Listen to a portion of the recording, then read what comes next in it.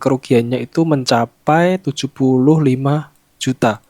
Dan modus yang dipakai itu... Halo teman-teman, selamat datang kembali di channel Denpono Media. Di video kali ini, saya akan coba sedikit sharing kepada kalian mengenai bagaimana caranya kita terhindar dari berbagai macam modus penipuan online ya teman-teman. Sebelum saya bahas lebih lanjut, buat kalian yang belum subscribe ya, silahkan untuk subscribe terlebih dahulu ke channel ini agar channel Denpono Media bisa terus berkembang. Oke teman-teman, jadi ini adalah berdasarkan pengalaman saya pribadi dan ada beberapa pengalaman juga sebelumnya mengenai penipuan itu. Bahkan saya sendiri sudah pernah menjadi korban dari penipuan online teman-teman. Tapi di sini saya nggak ingin cerita banyak mengenai kejadian itu. Saya ingin sharing aja apa yang harus kita lakukan ya sekarang ini, karena sekarang itu serba online ya, kita harus hati-hati dan penipu itu sekarang juga lebih berbahaya. Adapun beberapa tips yang ingin saya sampaikan itu, yang pertama adalah kita itu jangan mudah percaya dengan orang lain ya teman-teman. Terlebih apabila teman-teman itu tiba-tiba mendapatkan mungkin SMS, WA atau telepon dari seseorang yang nggak dikenal sebelumnya. Lebih baik teman-teman itu, dan saya sarankan sih, jangan mudah percaya teman-teman, karena besar kemungkinan itu bisa jadi penipuan. Meskipun teman-teman misalnya kasusnya tak ada order barang, itu kan kadang-kadang kurir menghubungi kita gitu ya, tapi itu kan selama kurir itu atau orang yang menghubungi itu memang benar-benar kurir memberikan informasi seputar paket kita atau hanya sekedar tanya alamat, itu nggak masalah.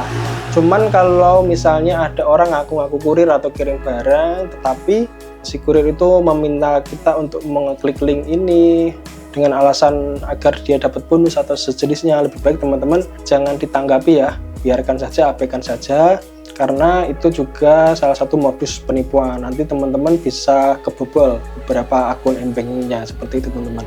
Nanti untuk kasus yang ini ada juga linknya di media Quora teman-teman, nanti saya screenshot sedikit biar teman-teman ada gambaran. Ini adalah postingan dari Mbak Putri ya. Dia menceritakan bahwa ibunya sudah menjadi korban penipuan dari oknum yang mengaku menjadi kurir dari JNE. Kerugiannya itu mencapai 75 juta. Dan modus yang dipakai itu adalah penipu mengaku menjadi kurir Shopee ya, akan mengirimkan paket seperti itu. Lalu si kurir itu meminta untuk mengisi suatu link atau mengisi formulir agar dia mendapatkan komisi seperti itu teman-teman. Namun kalau kita lihat dari screenshotnya ini, nanti SMS yang ada di HP ini akan diteruskan ke email ini, Faiz Kurir JNE, seperti itu teman-teman. Dan ini nanti dipakai untuk menerima OTP. Jadi ketika ada OTP masuk, langsung diteruskan ke email tersebut. Makanya ini bisa sampai kebobolan 75 juta. Nah nanti teman-teman kalau mau baca langsung bisa cek di deskripsi ya, sudah saya sertakan link dari postingannya Mbak Putri ini. Dan ini juga sudah dia bikin laporan ke polisi seperti itu.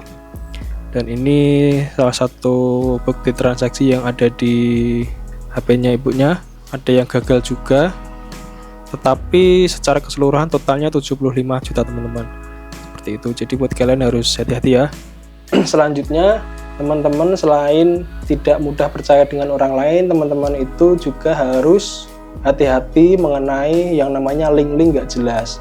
Link itu maksudnya ini teman-teman ya, pokoknya yang awalnya misal www.apa.com atau .apa gitu, pokoknya link yang dikirimkan ke kita itu jangan sesekali kita kepo ingin ngeklik, jangan. Lebih baik teman-teman itu gak usah peduli dengan hal begitu, apalagi yang ngirim orang lain seperti itu teman-teman.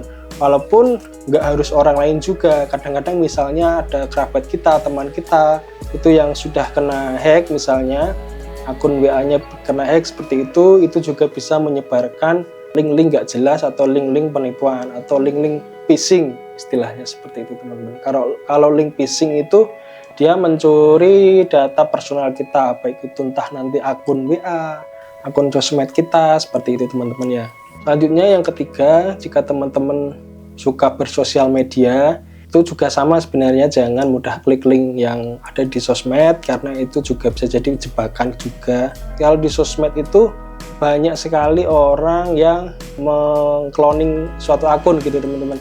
Jadi bisa saja nanti teman-teman ketemu dengan seseorang, mungkin kalian kenal gitu, tapi sebenarnya itu adalah akun orang lain yang meniru-niru seperti itu teman-teman ya. Atau bisa jadi ada akun dari sosmed teman kita yang sudah dibaca oleh penipu. Jadi kalian harus hati-hati teman-teman. Jadi seperti itu ya. Itu yang saya lakukan selama ini, dan selama itu pula ya alhamdulillah aman, karena kita nggak peduli lagi dengan orang yang nggak dikenal menghubungi kita seperti itu. Tapi misalnya itu penting ya, walaupun nggak ada di kontak kita, kita ya angkat saja misalnya seperti itu, tapi kita nggak usah terlalu memberikan respon yang terlalu serius dan ya pokoknya pasif saja, dengarkan mereka ngomong seperti itu atau dia ngomong seperti apa gitu teman-teman. Kalau misalnya dia dari seseorang atau siapa yang mungkin kita kenal ya baru kita respon. Tapi kalau dia menawarkan sesuatu atau apa, atau ya gelagat-gelagat kayak mau nipu, itu lebih baik dimatikan saja. Seperti itu teman-teman. Oke, sekian dulu video kali ini. Jika masih ada pertanyaan silahkan komen saja di bawah. Kita jumpa lagi di video berikutnya.